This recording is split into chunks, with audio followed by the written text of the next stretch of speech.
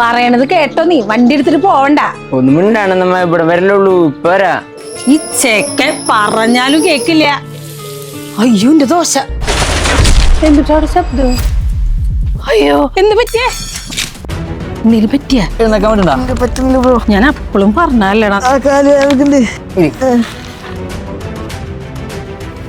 എന്തായാലും പറ്റിയാ?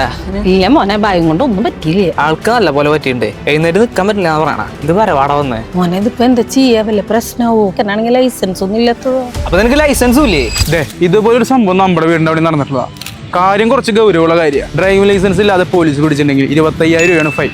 അതിനുമപ്പുറം ആ കുട്ടിക്ക് 25 വയസ്സ് വരെ ലേണേഴ്സ് എക്സാം എഴുതാൻ പറ്റില്ല. ഇത്തരം സാഹചര്യങ്ങളിൽ നല്ലൊരു MNC കമ്പനിയിൽ ജോലി അപ്ലൈ ചെയ്യുന്ന സമയത്ത് അവർ പ്രൂഫായിട്ട് ചോദിക്കുന്നത് ഡ്രൈവിംഗ് ലൈസൻസ് ആണ്. ഈ ഡ്രൈവിംഗ് ലൈസൻസ് നമ്മുടെ കുട്ടികളുടെ കയ്യിലില്ലെങ്കിൽ അവരുടെ ഭാവിക്ക് തന്നെ പ്രശ്നമാണ്. ഇതിനുള്ള ആകെ ഒരു സൊല്യൂഷൻ 18 വയസ്സാവട്ടെ, ഒരു ഡ്രൈവിംഗ് ലൈസൻസ് ഒക്കെ എടുത്ത് ഹെൽമെറ്റ് ഒക്കെ വെച്ചിട്ട് വണ്ടി ഓടിച്ചാൽ മതി.